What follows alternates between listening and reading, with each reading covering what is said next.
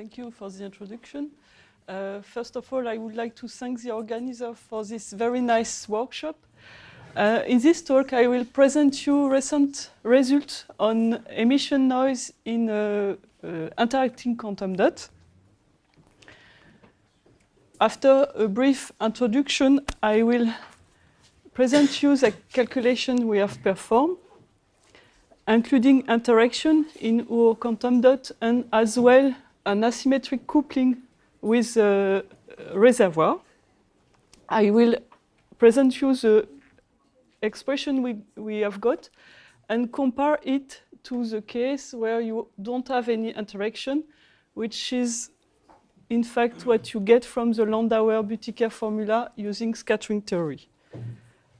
Next, I will compare our result to two different experiments in a tunnel junction first, and next in a nanotube quantum dot. And in the last part, I will show you that it's possible to find all the contribution to the finite frequency noise with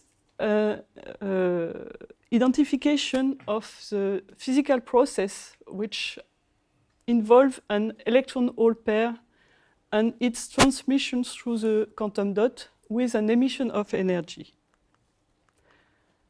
Okay, so let us start with this short introduction. Even if you apply the DC voltage to a conductor, you will have a current which fluctuates in time. And the origin of this fluctuation, there are many origins, there are many reasons to have this fluctuation. First, you can have just some finite temperature which give you some thermal agitation. You can have in your material some impurity or defect.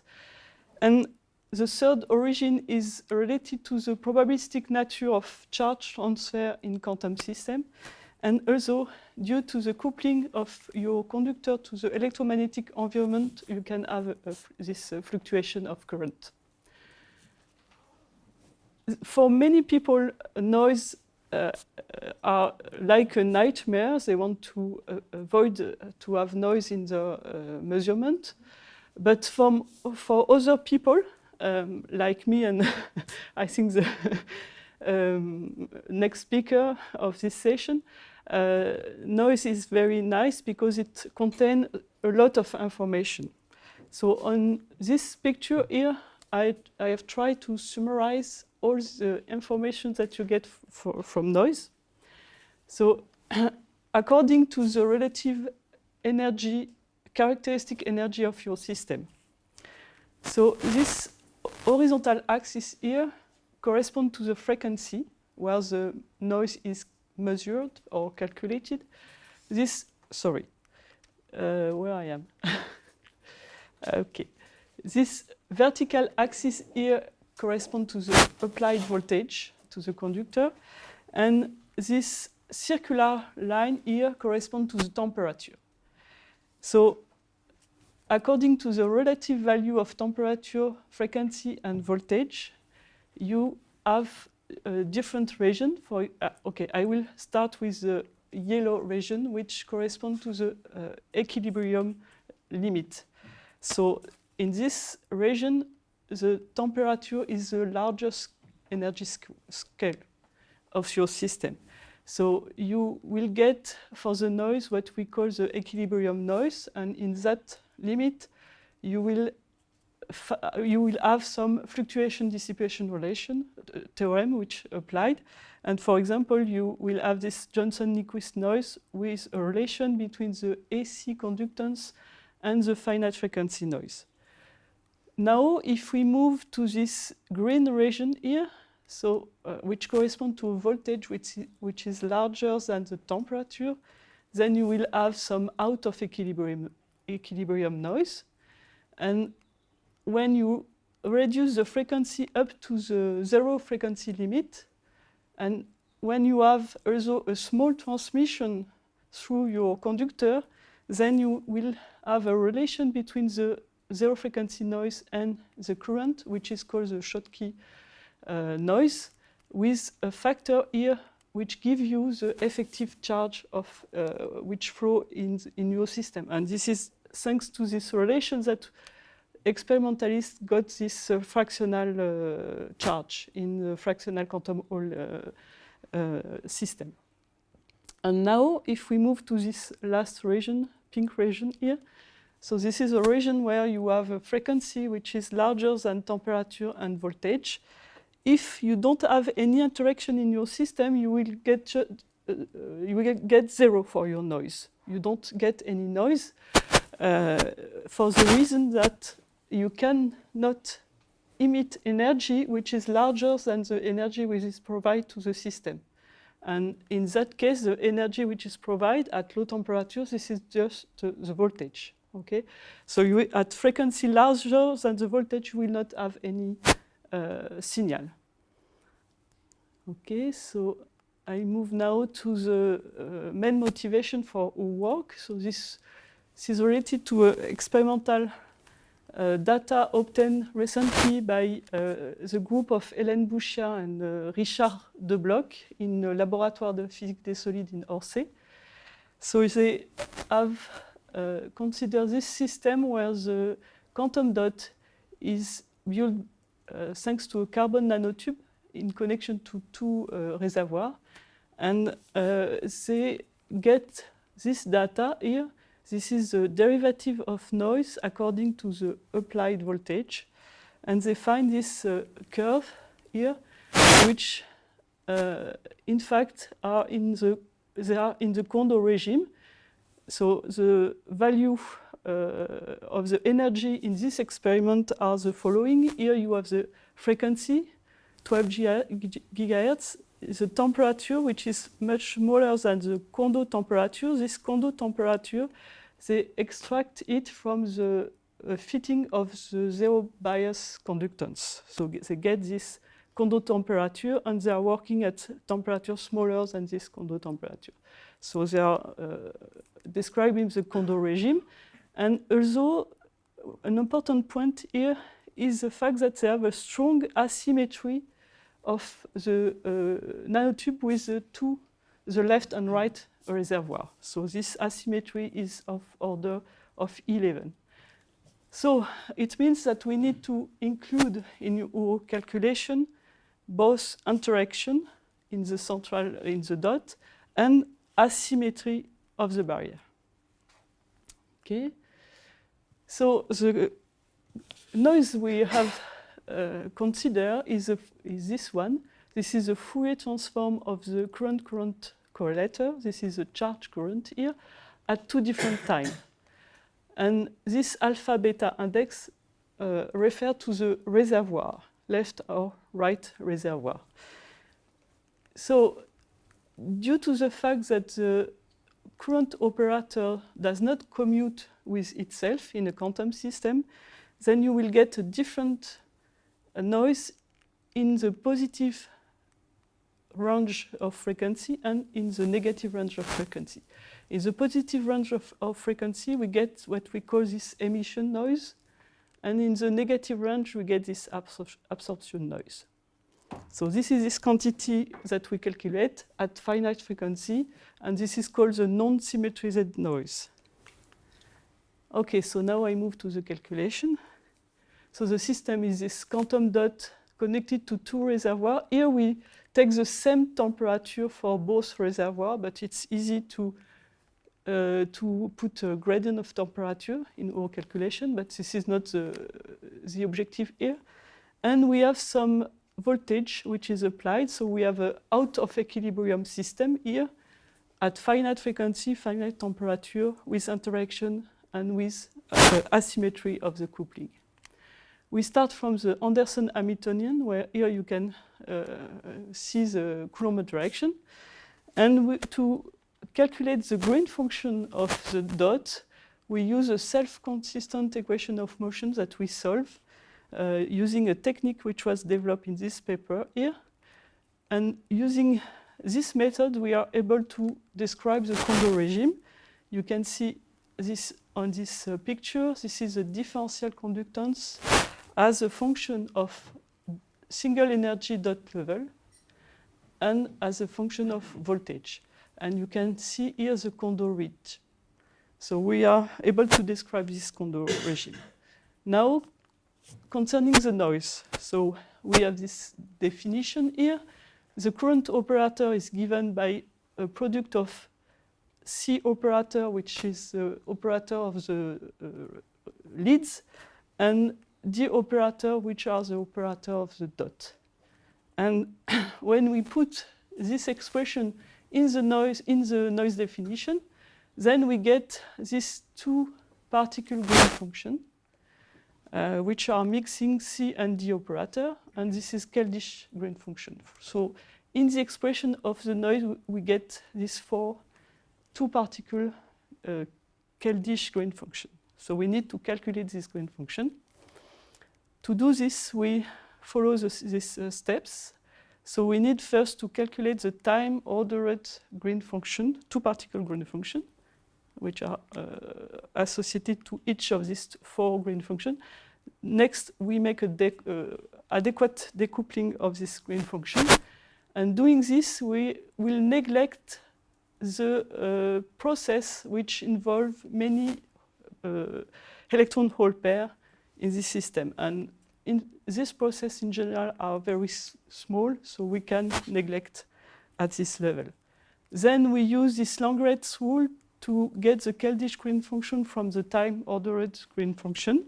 And we use also this flat wideband approximation. Okay, so I move now to the results. So we get this expression for the noise here, which in this expression you have this matrix here, element, and according to the index of the reservoir alpha, beta, gamma, delta, we have many elements, and they are given in this table. The other part of this expression are a product of two distribution functions. So the blue one is the distribution function, Fermi-Dirac distribution function for the electron, and the red one is the same but for all.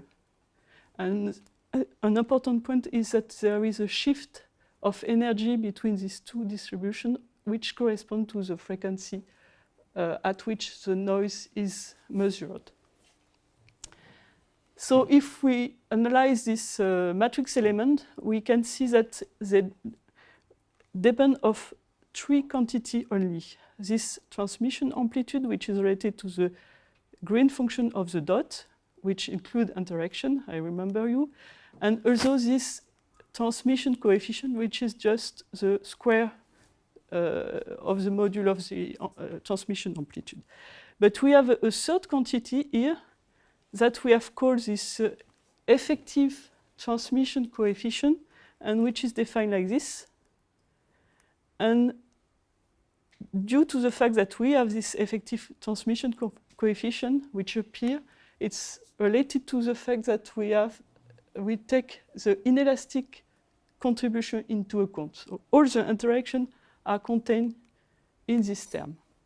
This is in agreement with a previous work where they calculate the current and they get also this effective transmission coefficient when they include the inelastic scattering. So now I move to the comparison with the Landauer-Buttiker formula. So Landauer-Buttiker formula is obtained with works for the noise when there are no interaction, and this corresponds to the fact that we have only elastic contribution in that case.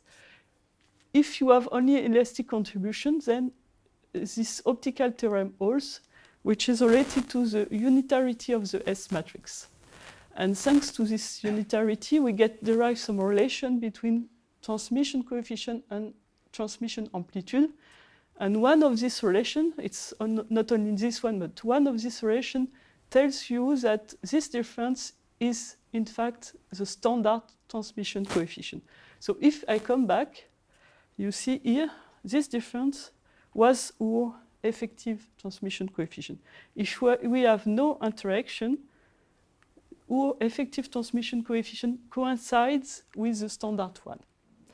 And due to this, we can write our expression, and we get for example, for the autocorrelator in the left reservoir, we get this expression, which is in full agreement with Buttiker works, and also we can compare to another work, more recent work in a different context, but we get, the formula we get coincide perfectly with the Landauer-Buttiker expression.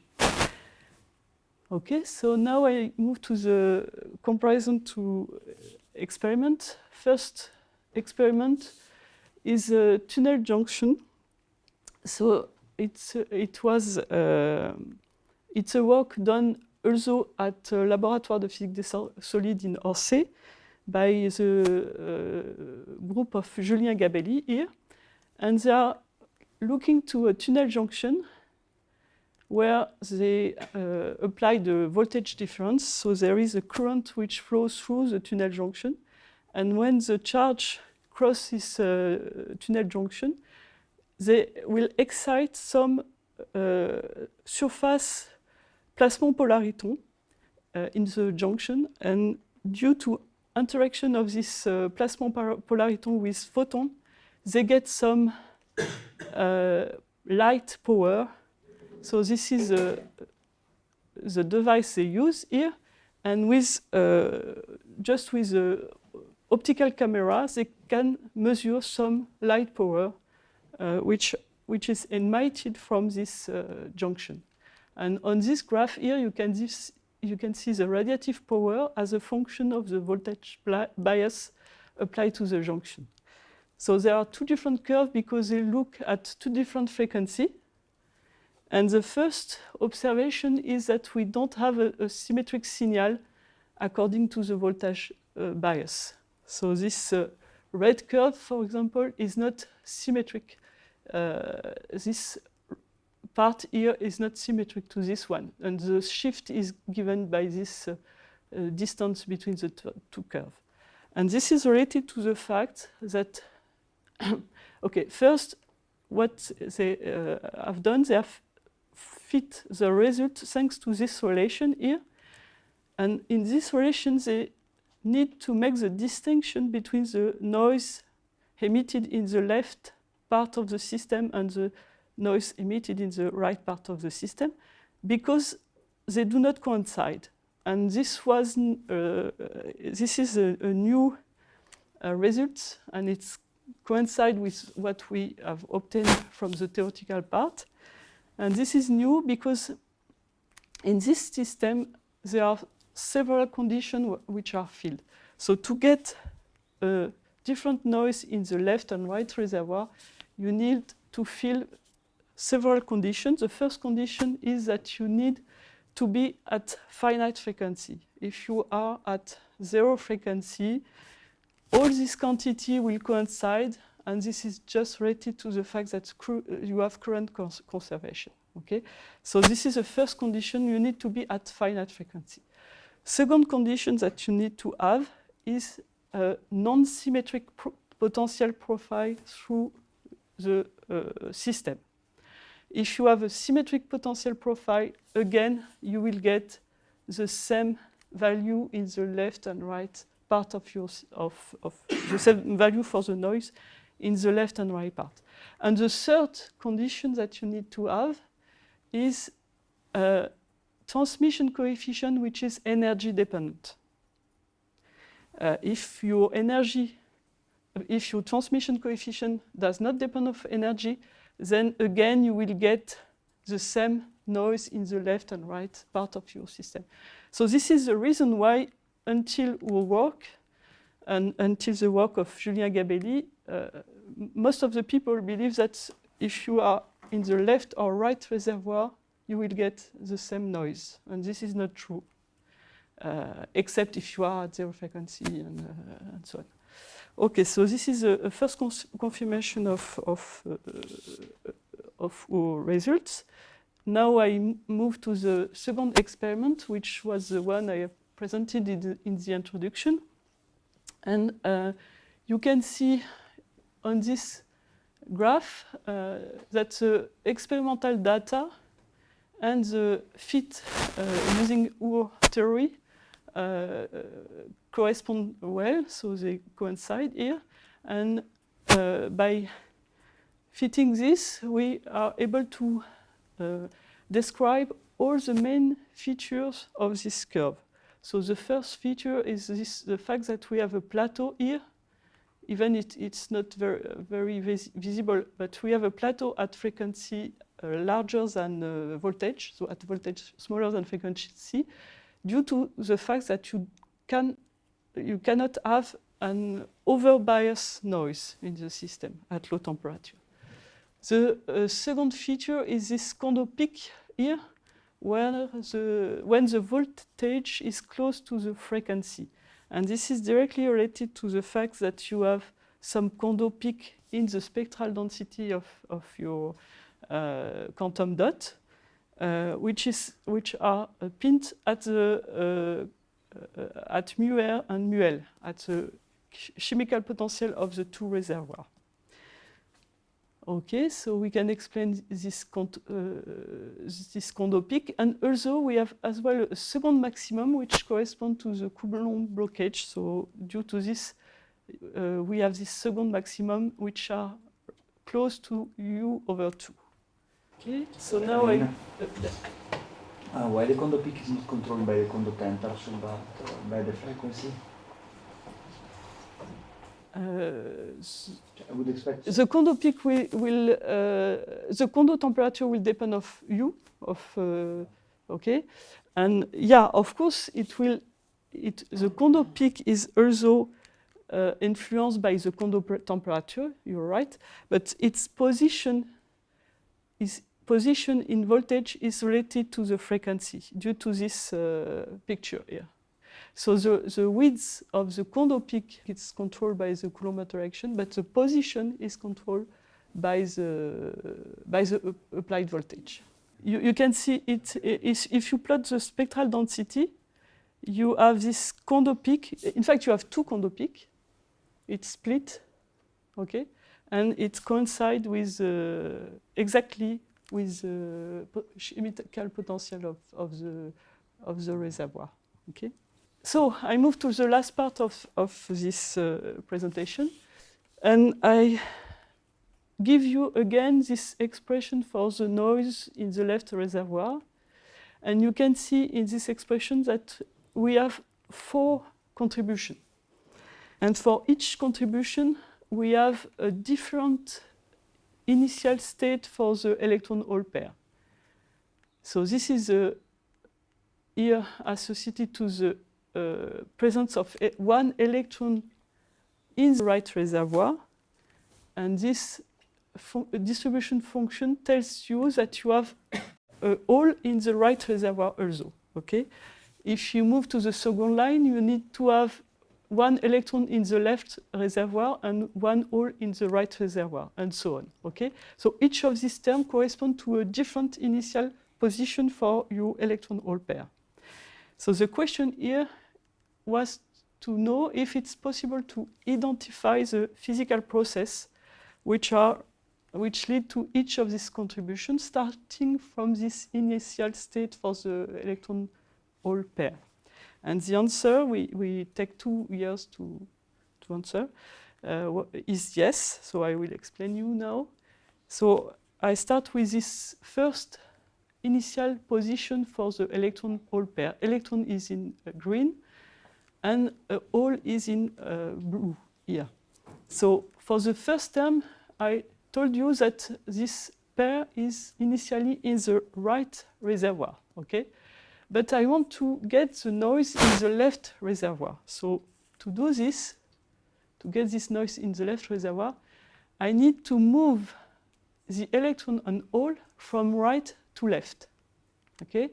So I move this electron from right to left, the hole from right to left, and after that they will recombine and emit some energy in the left reservoir.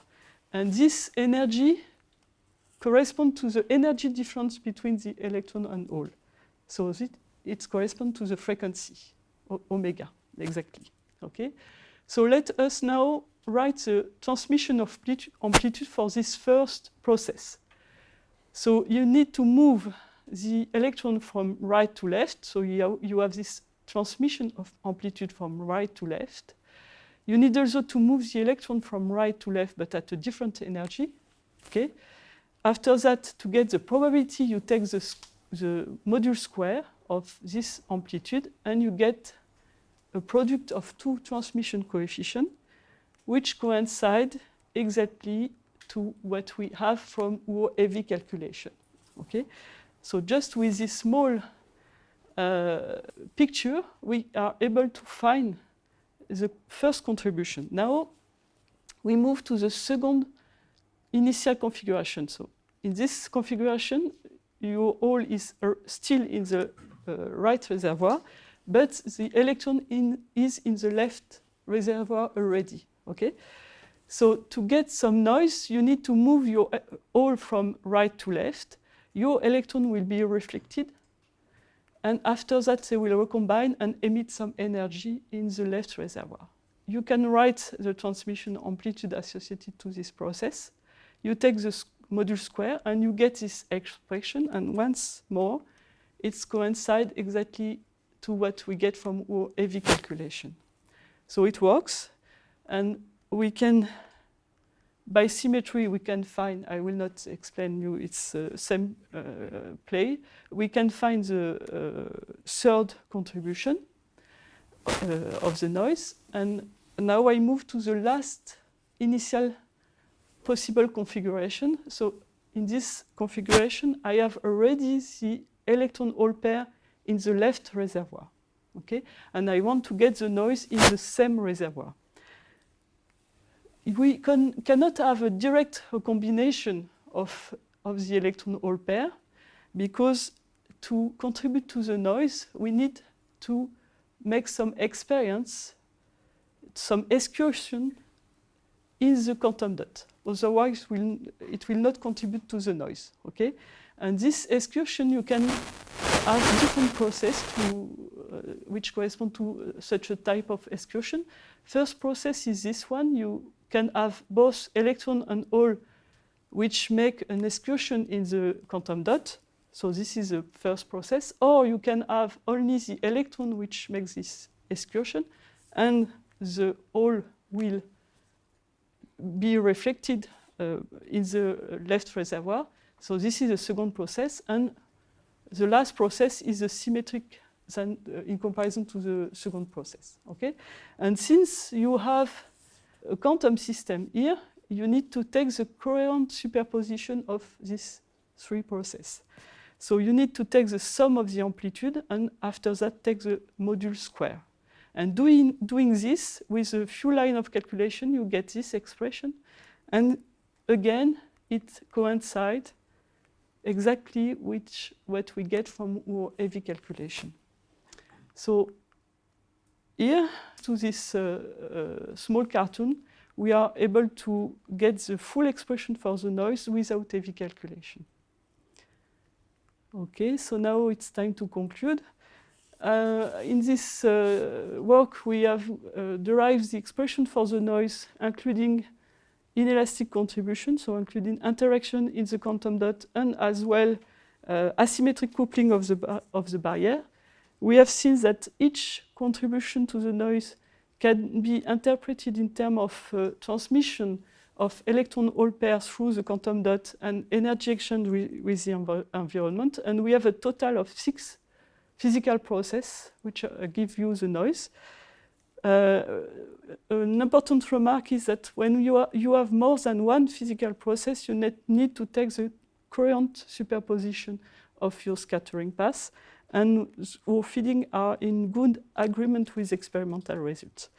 And just to find a link with the next talk, I will give you one outlook. There are many, of course, many outlooks for this work, but one is to find to try to find a similar interpretation for heat noise in terms of this physical process, and also mixed noise, which is the correlation between heat current and charge current. I have to finish with by giving the name of my co-author, Mireille Lavagna, which works at CEA Grenoble. Shan Sao, which was a postdoc, Quinn Dung, which is a master student, and Redon Zamum, which was a former PhD student. Thank you.